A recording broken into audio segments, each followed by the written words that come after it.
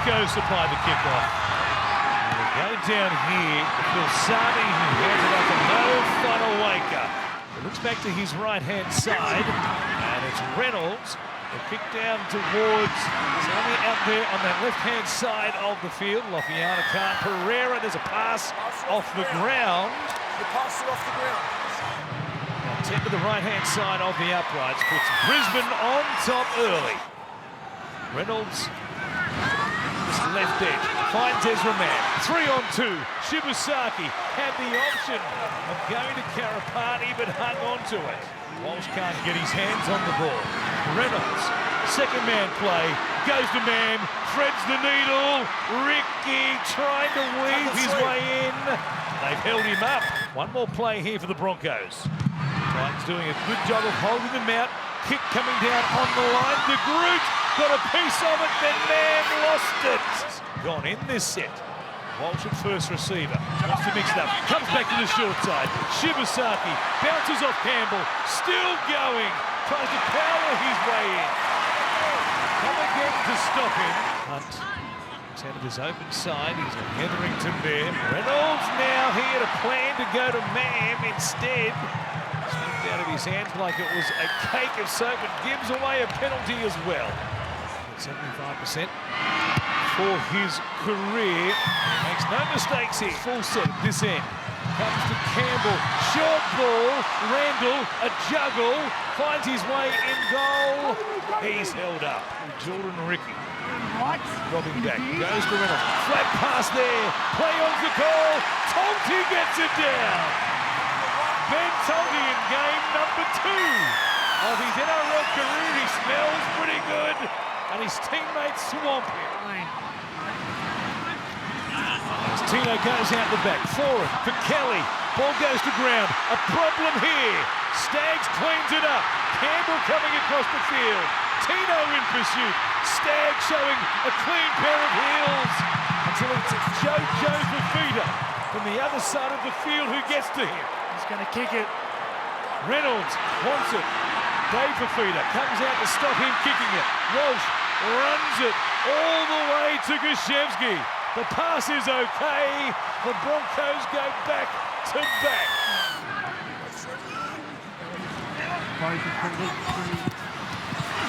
So here is Staggs now, off Walsh.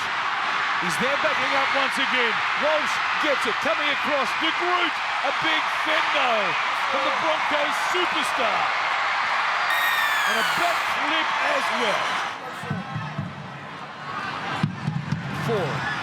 Play number 5. Comes out to Campbell. Brimson kicks. Jojo Fafita comes up with it. He scores for the Gold Coast, and they've got themselves their first try of the night.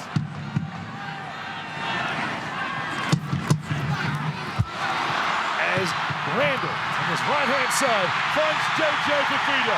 Nobody in front of him. He's got a second try, and the Gold Coast here tonight are very much alive. Playing for Walters. Comes to Carrigan. Shotgun with him was Hetherington. Very quickly, back inside the red zone. Walters showing it, going himself. Billy Walters catches out the Titans and just resumes normal transmission for the Broncos. They need points in a hurry. Campbell goes one tackle early, puts Walsh under pressure. Haas got there too early and took down Reece Walsh. To make sure that he's okay. 150 seconds remaining in the game. Foreign kicking. And will come down on the goal line. Walsh in a contest there with Brimson. He left the ground from the field of play. Now he's got an issue. 4 tackles gone. Randall dropping back. Goes to 4. Here's Campbell out the back. Quick hands. Dave Fafita for De Groot, who lost it. At full time on the Gold Coast is the Broncos, who've taken down the Titans 26 points to 14. Des, your initial thoughts on that game? I was just speaking to the boys then. I thought there were attributes and I thought there were characteristics that we showed in the game where we showed great grit. We showed great resilience. And we showed pretty good effort. Look, I know you're going to say the score was, what it was, 24-14, whatever it was, but there were a lot of moments in that game where we were able to come back and able to get back into the game. But the issue is that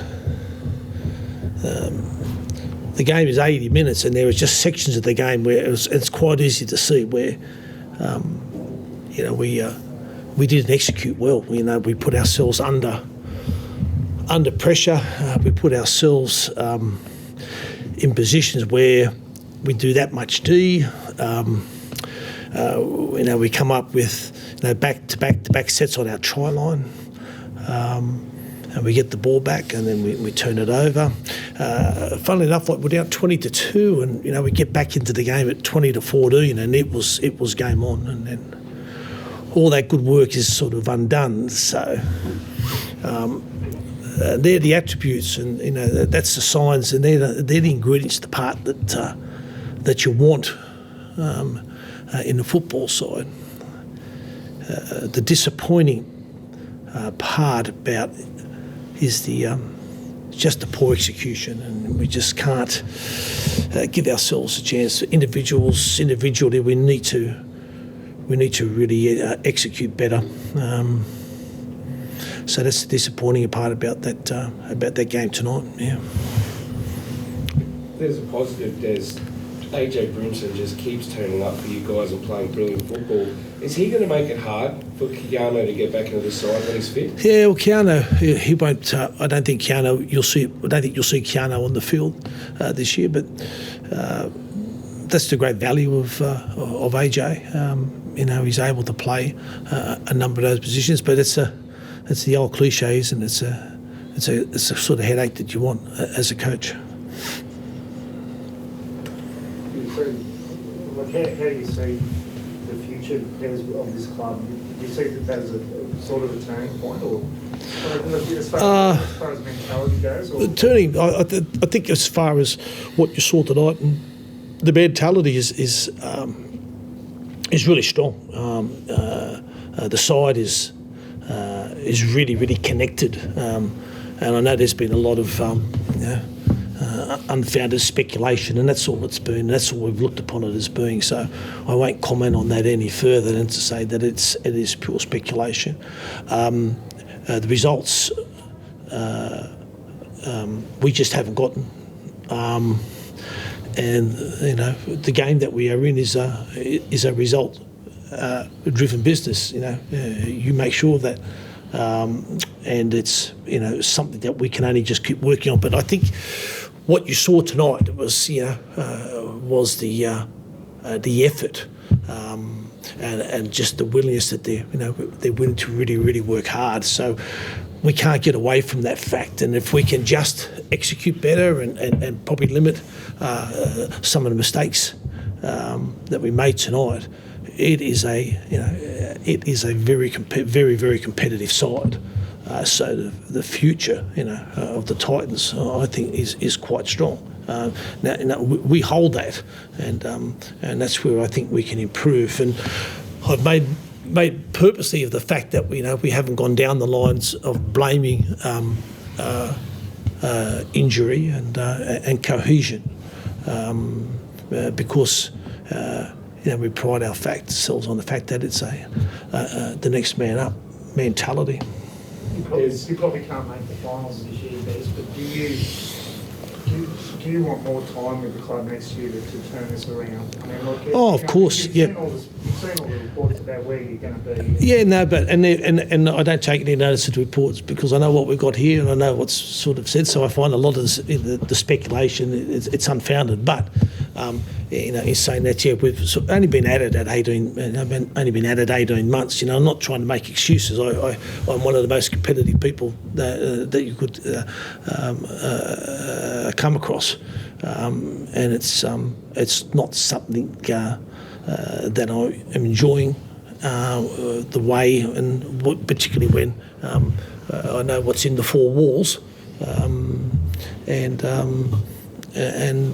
the outcomes And I think if you're going to be fair, and if you're not looking at not in a biased in a way, or you don't have an agenda, there were some great signs there tonight against potentially a side that's, I think, the Broncos is going to put a lot of pressure on during the finals. Tino. Yeah. Tino, given all that's happened during the week, do you feel like you were playing for your coach tonight? Yeah, for sure. I think every week, no matter what the situation is, go out there and play for your coach and the team and the club. So, yeah, nothing changes with me. Same mentality every week, no matter the situation. So, give it my all, best I can. Des talked about execution and just not owning the big moments. I know the decision was made early in the year to put JC in halfback. Is that hard to expect him to be able to game manage you through when these big moments are there and he's got such an experience in the 7? Yeah, for sure. I think anyone in any position when there's a lot of moments that aren't won or execution isn't there puts pressure on everyone. So, yeah, it's all of us that need to step up in moments like that and take control, not just JC. And he's still learning that position too. And we see what he can do, and he's got a journey ahead, and it's exciting because he's a future and he's a good player. Thanks, guys. Thank you. Well, Madge, you said that you wanted to have a bit more patience in the second. Did you feel like they delivered that there for you? Oh, they did at times, but it was just nice to get the win. Obviously, it's always tough coming here. They're a good team. They've obviously got a lot of quality across the park, and they can score tries really quickly. So I was just really pleased with the way we defended. There are a couple of things there that we'll take from that, but the way the boys work for each other was probably more what I was trying to apply at half-time. You put a lot of faith in a couple of guys who were unheralded before the season. Shirasaki's a hero after what he did on Wednesday night, been playing there again. But Ben Tolte, are you surprised by what he's generating for you as someone who's been unheralded and not able to get in the team? Yeah, he's been good, and I've got to credit our recruiters, Simon. He's done a great job in finding Benny. He watches a lot of footy, and we're looking for players like Benny to come in, and to see Benny go the way he has it's really pleasing. And when you bring a player like Ben Tolte in and he plays with the calibre of players we got, they just lift. So it's nice to see. How did you feel that spine work tonight? Are you pleased with the signs of what they did out there? Yeah, I was really pleased. I mean, we're going to continually grow now. Obviously with Hunter, he hasn't played a lot of 9 for a while, but he's a true pro. His experience, I think, probably Rene could probably talk more about him, but he can control the game and understand what's going on, so he's just going to improve. Rene, did you feel that lift having Ben out there? Was that? Yeah, obviously the experience it plays a big part in what goes on in the field. When things aren't going right, he's another calm head out there that can control the situation, but like Madge said, it's only going to get better. It's our first game together as a spine, and there were some good signs out there tonight. Is it okay to win ugly sometimes, Adam? Like it wasn't pretty. It's always good to win ugly. You just got to win. What can it do for you though when you do that? When you're not at your best and you still win against a desperate team? There's obviously a lot of things that you can take out of it. Obviously,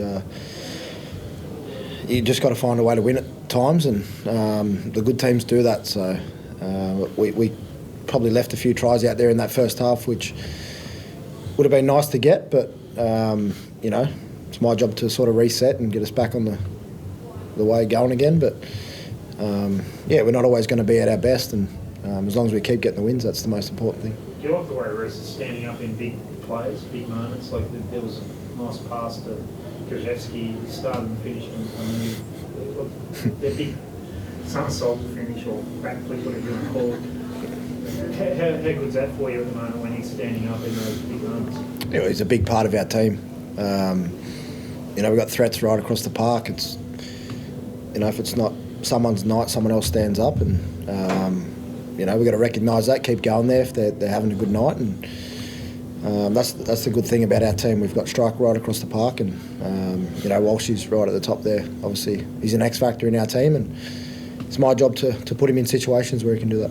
He's very passionate tonight. I've maybe not seen it before, but him just started sort of exchanging over a play that potentially didn't pull off. And he's very passionate about what he's doing out there and executing every play. Does that really get everyone up and about him? He really has his heart on his sleeve for every single thing that happens. Yeah, well, we're trying to be, perfect out there. It's not always going to go to plan, but You know, we're adults. We talk about the situation when it happens, and you know, sure enough, they fixed it up, and we scored a long-range try. So they're working hard, and it's always good to have that feedback on the field.